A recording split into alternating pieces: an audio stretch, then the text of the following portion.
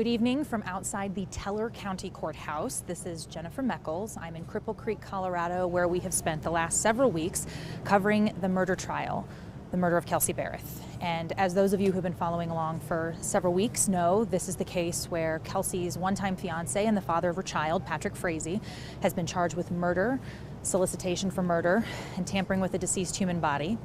Today, we are officially through with testimony. Today was a very big day, a very important day.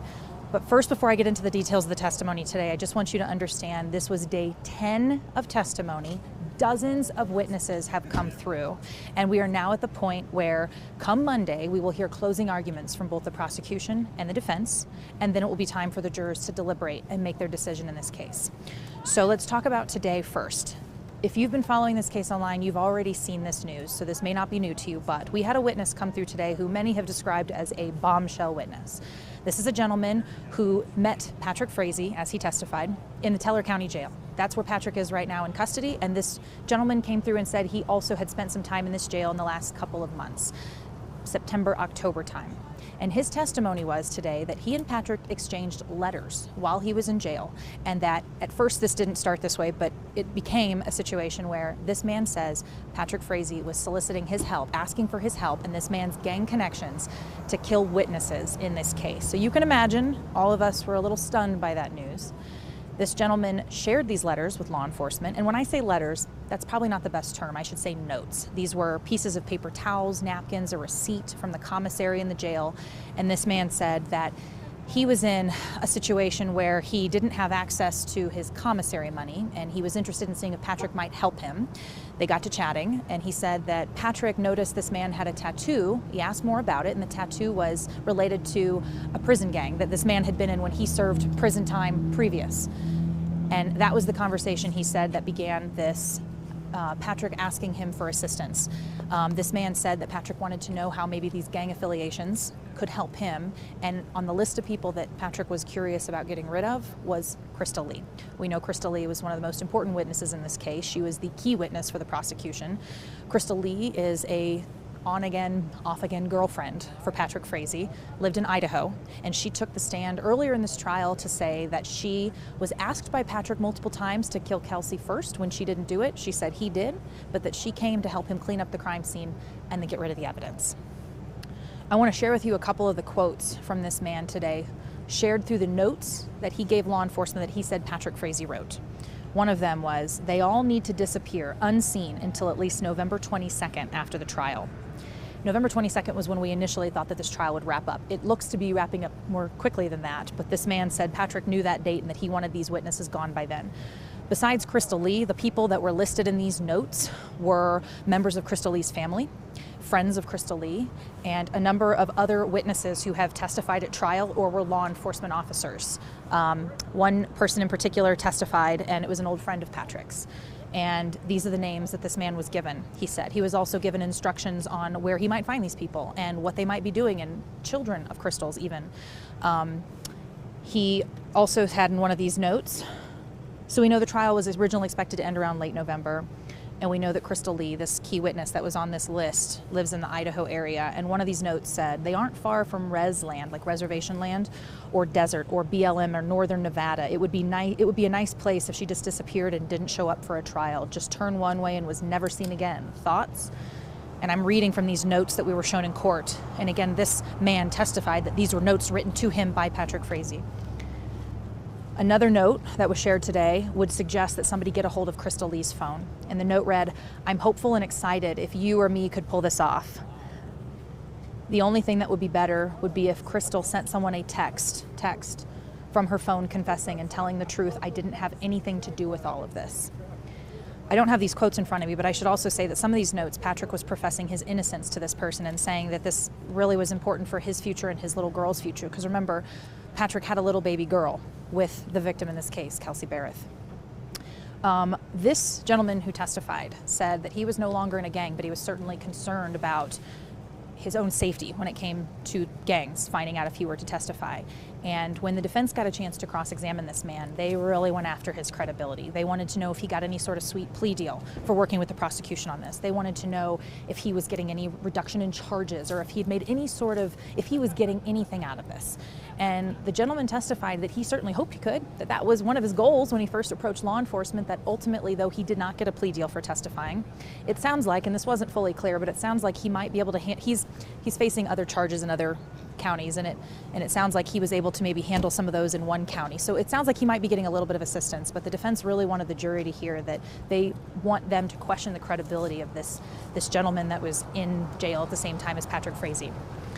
So that was a big day in court. As soon as that was over, the prosecution brought forth a law enforcement expert, Agent Greg Slater of the CBI. He's been one of the main investigators on this case leading up to this point. And Agent Slater was the one who actually showed these photos in court of these notes and walked through each one and read each one aloud in court. And Agent Slater said he's not a handwriting expert, but he's had a chance to look through other notes, that other handwriting samples of Patrick Frazee's, and he believes that those notes were in fact written by Patrick Frazee. And he was the final witness, Agent Slater, and the prosecution is arrested. We went to lunch, we came back from lunch, and the defense had their opportunity if they wanted to bring any witnesses forward. They did not bring any witnesses forward. And finally, the judge advised Patrick Frazee, because he has this right if he wanted to testify, that nobody could tell him he couldn't, but that if he chose not to testify, the jurors can't hold that against him because he has the right to remain silent. And this is the moment many people were waiting for in court to know if he was going to testify or not. I looked around the room at this point and you could see half of the courtroom was leaning forward trying to hear what Patrick was going to say. Ultimately, Patrick Frazee has decided not to testify in this case. He decided to remain silent, which is his right to do. So with that, the jurors today were dismissed. They get to go home. Not dismissed for the whole case, but dismissed for the week. We will not hear closing arguments from the prosecution and the defense until Monday. Part of that is because before we can do that, the judge and the attorneys on both sides have to hash out what the juror instructions are going to be. Basically, when it's time for the jury to deliberate, what are they going to have as their instructions in front of them that they need to follow? And this is something that each side has things they want and don't want, right? Because they want the jurors to, I think, be convinced of their side. So they spent the afternoon in court going through that, and took several hours, but they're finished now. And so the jurors are told to come back on Monday morning, and they will then hear closing arguments, and then they will begin to deliberate. A couple of little things I want to address along the way. There were some questions about this afternoon. I'm going to bring in my colleague Allie, because she was in court for this and I had stepped out, but we're going to talk about some of the jury instructions. So one of the things the defense has asked for and was granted by the judge, correct? It has to do with when the jury is given the option of what to convict. Patrick Frazee was charged with first-degree murder. I think the terminology is a lesser charge. Is that the correct terminology? It doesn't mean that they will convict him, if they convict him, on something lesser, but that they will have the option that if they don't feel they can hit the first-degree murder charge, that they could instead do second-degree or even manslaughter. So the jurors will have options. Does that make sense? I hope that helps make sense a little bit. It doesn't mean that he's now not charged with first-degree murder. It just means the jury will have a few more options as they go through what the potential charges are if they choose to convict Mr. Frazee on these charges. And my colleague Allie has covered many more trials than I have. This is not an uncommon request by the defense, and the defense made this request and the judge has allowed it. So I don't mean to get all super technical on you guys, but you may see people talking about this on Twitter, and I just like to try to explain things that are happening in court, even if they're procedural and a little bit wonky. The other thing I'll say, I don't want to go into this super in great detail because it was just horrible, if we're being honest. It was horrible. But this morning there was some testimony from a blood spatter analyst. This is a guy who spent years and years in law enforcement, and now he's an expert in analyzing crime scenes and how blood is spattered throughout crime scenes. And he came in, and basically his testimony served to go through the story that was provided and what happened here and the blood evidence that happened in this case, and just see if it makes sense.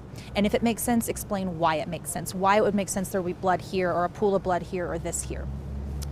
And he was a prosecution's witness, so he's helping the prosecution try to prove their case. But it was really hard to sit in a courtroom and hear this stuff. And I think it's important to note, as we have before, that the victim has loved ones in this courtroom who are also listening to this explanation. And it was very sciencey and it was very technical, but we're dealing with real people here. And I just don't think it's worth going through all of that with all of you guys. Just understand that was incredibly difficult to hear. And this was particularly tough testimony for the victim's family to hear. So with that, I think that covers kind of all the basics of what happened today. I know you guys always like to send questions. Allie's standing by with some of those questions. Maybe I can help answer. I'm not seeing any questions. No questions? I think it would be good for you to clarify. Lots of people think he's getting the death penalty or that's still on the table. Sure, Could you explain sure, how it's not? absolutely. So Allie tells me that a lot of you are asking or commenting about the possibility of death penalty in this case. So I want to be very clear. Patrick Frazee, if he is convicted, will not face the death penalty. That was a decision made by the prosecution earlier this year. They had a deadline, I don't even remember what it was now, but I think it was over the summertime, that they could have filed in order to pursue that, and they chose not to. They did not meet that deadline. They are not pursuing the death penalty. So if he is convicted in this case, he will not face the death penalty. So I just want to clear that up for everybody now. And that is not up for debate now. That cannot change now. That decision has already been made. I'm not seeing other questions. I think that was the big thing. Okay, it sounds like you guys don't have a ton of questions tonight, but I'm also giving you a lot of info to process. So if you have anything, reach out to us on Twitter, Facebook, email, you know how to reach us. We'll be back in court on Monday morning, and we will hear closing arguments. Each side has been given 90 minutes. We don't know if they'll take the full 90, but we'll hear, I assume, from both sides on Monday morning, and then it will be time for the jury to deliberate. So you will hear from us when we have more information to report on this. Thank you, as always, for following along, for asking your questions, for being very engaged in this process, and for those of you who are just sharing condolences and your thoughts, we appreciate those too. Have a wonderful evening, and we'll see you next week, guys.